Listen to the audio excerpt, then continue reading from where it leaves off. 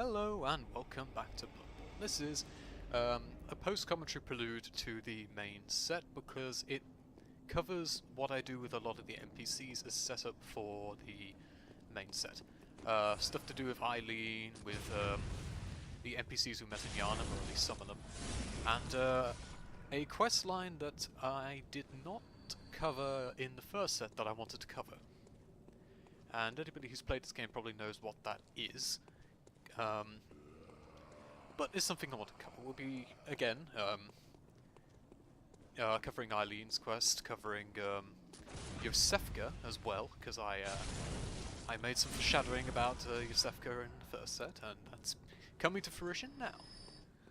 And then there's the final quest. This is just me opening up the Cathedral Ward.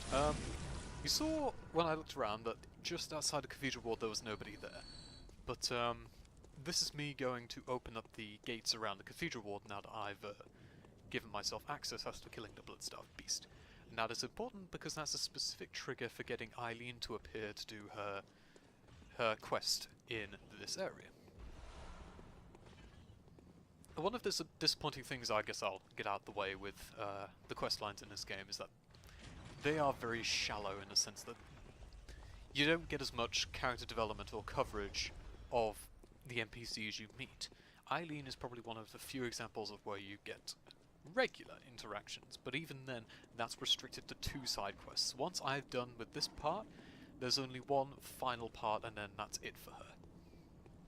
But anyway, now she's appeared after I've gone and done that, so if you're wanting her to appear in your game, this is how you do it. Oh, hello there. Perfect timing. I must warn you not to go near the tomb below Erden Chapel in the Cathedral Ward. Henrik, an old hunter, has gone mad, and he's my mark. Don't go near the tomb below Erden Chapel in the Cathedral Ward. I have business there first. It's been mentioned before, but she is incredibly, oddly specific about the location of Henrik, and the best description I could have for, or explanation for that is, she was originally not meant to be so close to the Cathedral Ward when she said those lines, because there's no need to be that specific. So that's an interesting little tidbit to explain why that's written the way it is.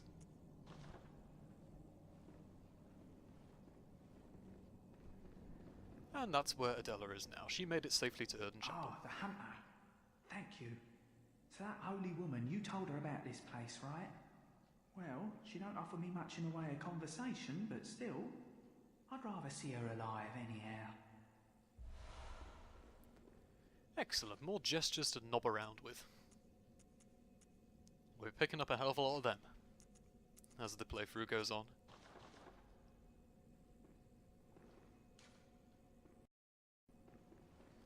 So, yes, Henrik's fight is actually arguably the first NPC hunter fight you really experience unless you've gone actively attacked people like Alfred or Eileen. And you might want to pause for this bit. It explains a bit of what's going to be happening in the main story around the midpoint. Because we actually eventually go to Bergenworth ourselves, or what's left of it. It's a bizarrely small place. But anyway. Henrik is an early indication of what NPC hunter fights are going to be like, and it sucks. I mean, this character doesn't have a lot of damage behind them or health, but even so, there is a ridiculous amount of damage you will expect NPC hunters to dish out. And here I used the, you can see how much damage this fucking gun does. But this is the old hunter mode in action. What it does is just, it decreases the recovery and wind-up frames on your rolls, so there's more, proportionally, time spent being invincible. But it costs 4 bullets, and only lasts for about 16 seconds, so it's honestly not really worth it. Now feel free to count how many times I accidentally hit Eileen, because it's quite a hilarious amount. But it does emphasise an important point, that if you're worried about hitting Eileen in this part, it's not too big a deal, she doesn't care. It's after this fight, if you hit her, that she cares.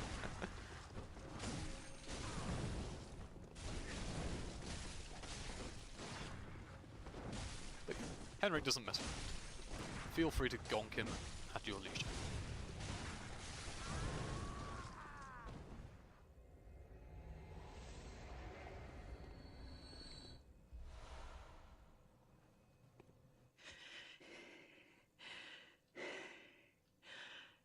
That wasn't necessary of you, but you have my thanks. We made it with our lives. You're not bad at all. You must have killed Gascoigne as well, then. He was falling apart, I'm sure it had to be done. But try to keep your hands clean. A hunter should hunt beasts. Leave the hunting of hunters to me. My fidgeting actually got the better of me here because I backed out of the conversation, and when you do that, you have to listen to it again. But thankfully, you can skip it. That what you have? You must... He was fought but tried. A hunter, leave the hunting of hunters to me. And we get one of the best emotes in the game, the sarcastic clap.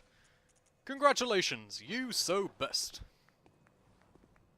Unfortunately, the doll is the only one who interacts with your gestures. Leave the hunting of hunters to me. And she does a nice evil laugh because she's just like that.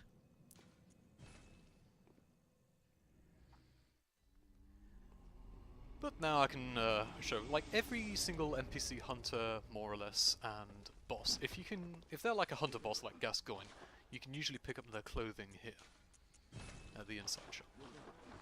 This is me just showing off that you can do it. I'm going to be rocking Henrik's for the most part, because I just really like how it looks, and I don't really have a character who wears it all that much.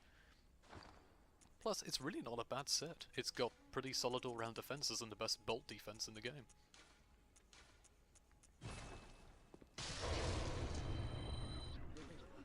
Another thing I should probably mention about the Hunter's Dream, although I don't show it here, is that once Gehrman stops appearing in the workshop, he has a chance to appear in the garden in the back, and when he does, he's sleeping, but he says some things in his sleep that are interesting to listen to, so if you get the chance to interact with him when he does that, I recommend listening to what he has to say. It offers a bit more insight into his situation and why he's in the dream. But there's enough of that. Now to actually talk to Iosefka. And yes, the doll occasionally sleeps, for whatever reason.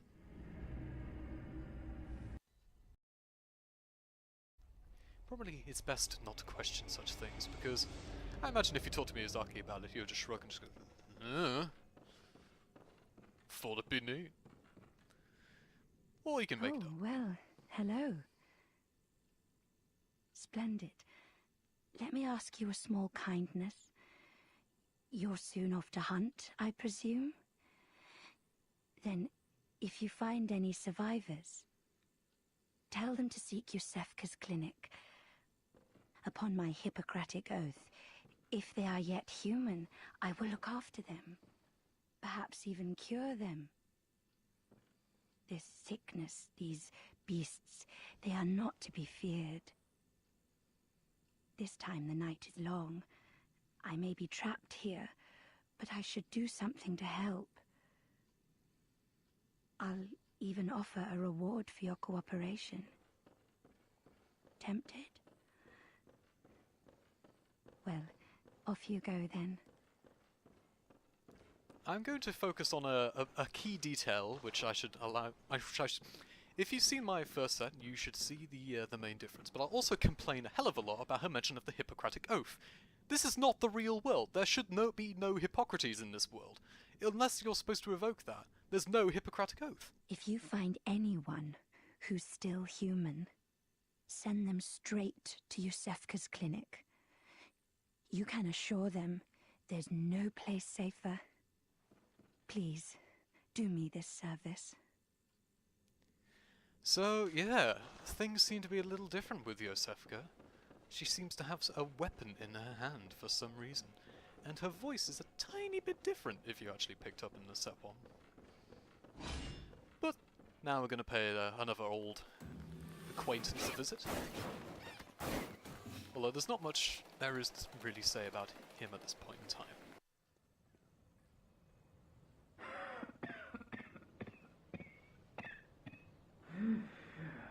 You needn't concern yourself with me. I'm afraid I'm of little help now. But before I did this, I made no use of it, but perhaps you.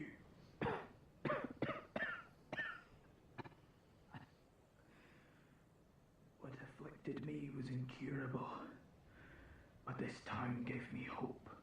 Their strange blood bought me time. I was most fortunate, unharmed by the plague of beasts. I can even die human.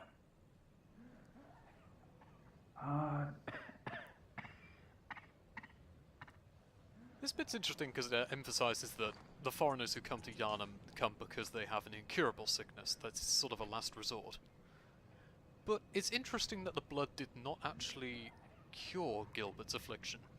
What happens to him later is also interesting, but it's still an interesting tidbit that I don't really have a clear answer for. It's not really explicitly mentioned, it's just he has an illness that not even the blood can cure.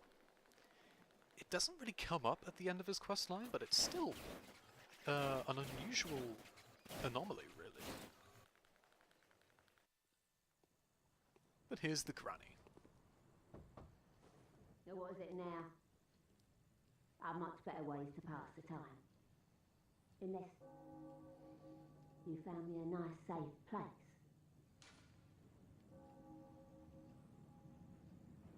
Well, what do you know? An outsider worth a lick of salt. Well, don't just stand there. Don't you have work to do? Go slit some throats. Get this mess done with. About the choice between sending people to Yosefka's clinic and Erden Chapel, without spoiling too much, I'd say if you care about interacting with the NPCs, then send them to Erden Chapel. If you're after items and runes and insight and the like, send them to Yosefka's clinic. Without spoiling too much, that's generally the end result of the choice. But anyway, here is a very important NPC for the early section. And this is the shortcut that leads back to the fountain area. This is where she is.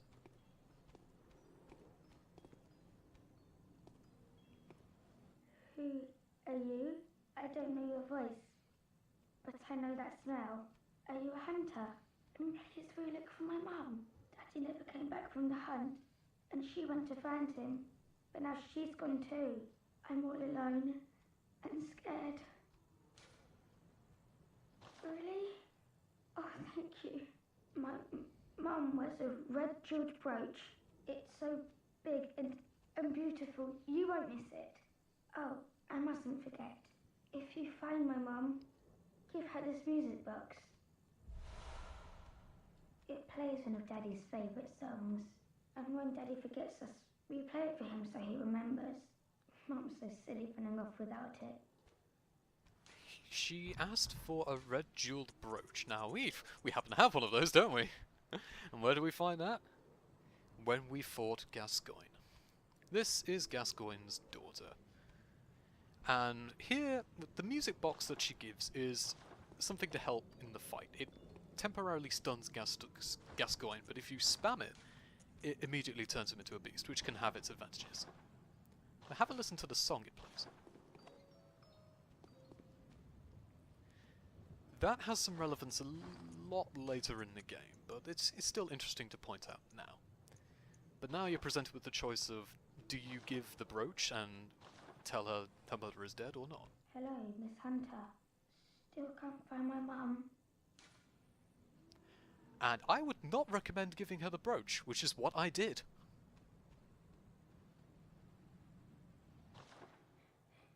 Miss Hunter, was it really her? Mummy? Mummy? Leave me alone.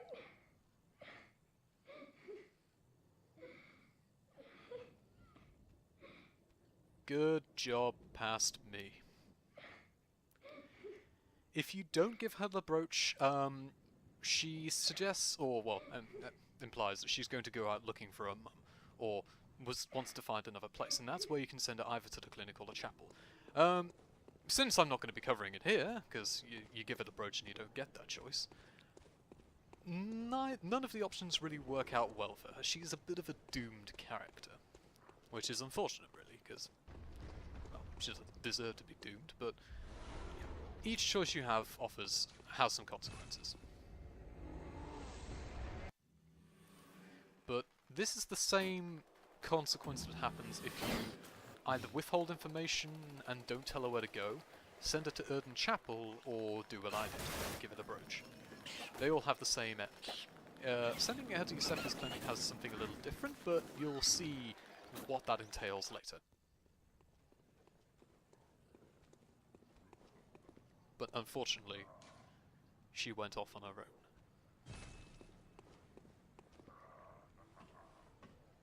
And credit to her, she went a long, long way past a lot of dangerous foes like this guy.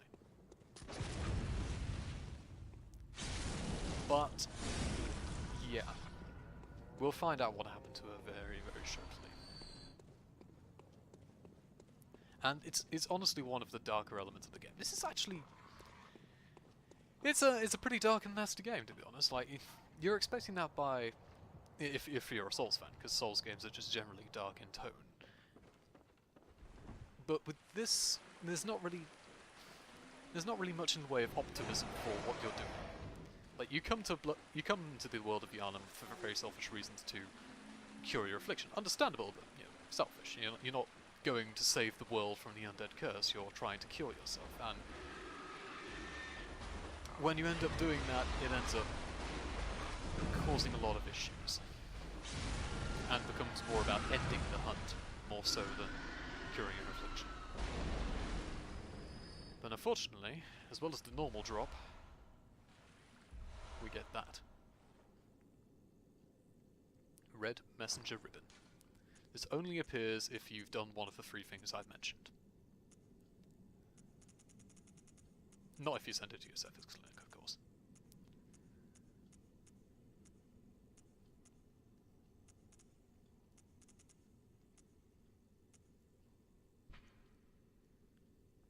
The thick, pungent red was drawn from the organs of some unfortunate victim.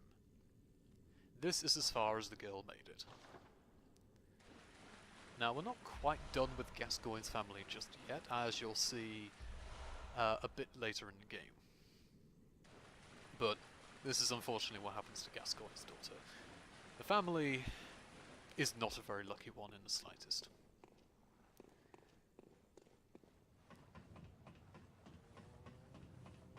So that's all of the NPC interactions that I wanted to do at this point. The next 2 parts involve clearing Yahar Ghul and Hemwick Charnel Lane.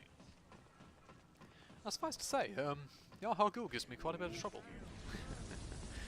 Quite a bit indeed. Now, we started with Eileen and we end with Eileen because for some reason she's still sticking around here, just staring around at the tomb.